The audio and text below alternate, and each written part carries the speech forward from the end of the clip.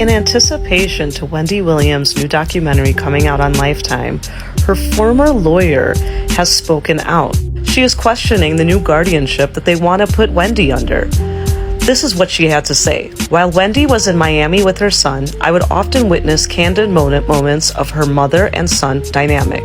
I could tell that he loves his mother so much, and as you can see, the feeling was mutual. You can clearly see the difference between Wendy's well-being during her time here in Florida with her son caring for her and her lack thereof in New York under this quote-unquote guardianship.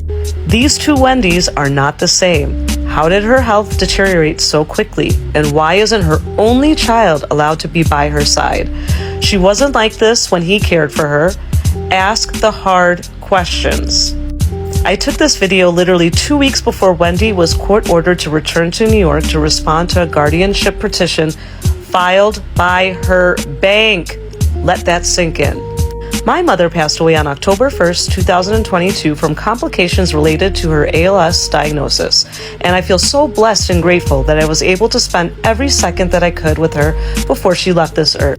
If Wendy's diagnosis is true, now more than ever, her son should be allowed that same grace. He deserves it. And most importantly, Wendy deserves it. And here is a video that her lawyer shared of just how Wendy was doing not too long ago. Please, Kevin, please. Is this another situation similar to Britney Spears? Let's pray for Wendy. Yeah, I like it. And I also like food, which is why I've got to keep on my routines with going to the gym, you know? Yeah. And like, how have you been eating? Like, because everyone looks at you, you got beautiful skin, and people want to know what's the secret. Thank you. I'm not giving you points for saying that to me. You know that, don't you? Yo, what's going on? Thank you for clicking on the videos. Make sure you hit that like button if you feeling it. So anyway, let's get into this documentary, y'all. So as y'all know, the documentary Where is Wendy Williams debuted this weekend. The first two parts of the documentary aired last night, and the second part is going to air tonight. And I'm gonna tell y'all, at first I wasn't gonna watch the documentary because just off the trailer alone, you can just tell that Wendy was not herself. And I watched the first documentary that debuted a couple years ago, and that was a hard watch. You know, I just remember being very sad and depressed after watching that video. So I knew watching this documentary was probably going to trigger some feelings. As I told you guys in my initial video, when the story broke that Wendy was diagnosed with dementia, that I'm personally dealing with that in my own family. And she's definitely there's definitely signs of her having dementia.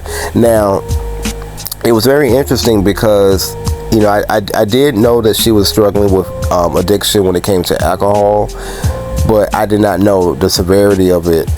And I also did not know that, you know, that you can have an alcohol-induced dementia. I didn't know that was even a thing, but allegedly that is what's going on with Wendy.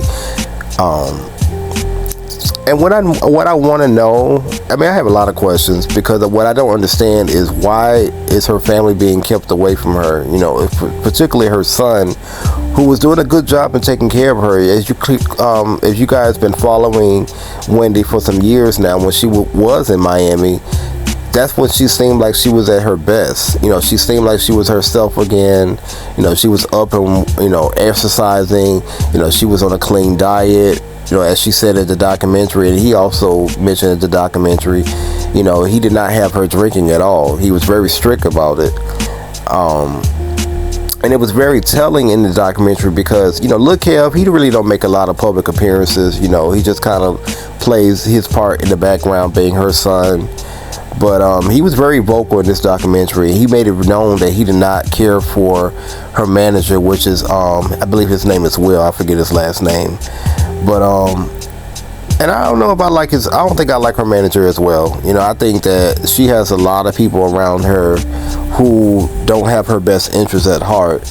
You know, I feel like even though he tries to play this part of being, you know, the one that comes in and have to clean up the mess, I do feel like Will and much of her team is enabling her, because what I don't understand is how is Wendy able to have bottles of alcohol just laid all over the house like that? And how do they allow her to, while they even filming her in that state? I mean, they got her taking a wig off. They're shooting, all over her apartment. Her apartment was in disarray. It just didn't sit right with me, right? The Wendy that I remember and know would not dare let us see her without her wig on, and she wouldn't dare have cameras, being filmed all over her apartment like that. It's just, I just feel like they're taking advantage of her, and I don't like it at all. This whole thing that's going on with the bank, trying to withhold her money and putting her on the guardianship and keeping her family away, just does not sit right with me. And the fact that her former lawyer is coming out and speaking out against this documentary and basically, raising red flags, it's just not sitting right with me. And I don't feel like Wendy deserves this. Her family does not deserve this. And just on another note, I know a lot of people have been saying that, this is Wendy's karma for what she have said and done when it came to her career. And I just think that's just not right to say, because I mean, of course, you get what you put out, but at the same time, I would never wish someone to have that. I wouldn't wish this on anyone, on my worst enemy. I wouldn't wish that kind of situation on Wendy. She's been through a lot over the last couple of years. She went through a very public divorce. She lost her mom. She lost her television show. She's been stranded from her family. She's going through all these health issues. She's dealing with addictions. I wouldn't wish that on anyone. And I just think it's very sad that people believe that, because it's very hypocritical, because Wendy is no different than the next person that sits on television, on YouTube, and talk about celebrities, or even us, regular folks that's in the comment section or on forums, giving our opinions about celebrities, good, bad, or indifferent. She's no different. The only difference with Wendy is that she had a platform. She was on the radio, she was on television, and she said it like she meant it, and people loved her for it. Say what you want to say about Wendy, but Wendy was the best to have ever done it on the radio and on television, and she is sorely missed. But even with all that being said, I wish her the very best. I want Wendy to, live her last days, just happy and healthy and just whole, around her family, around her friends who obviously love her. It was so nice to see Regina, her best friend, to see her family, her dad, her niece, her nephew, her son.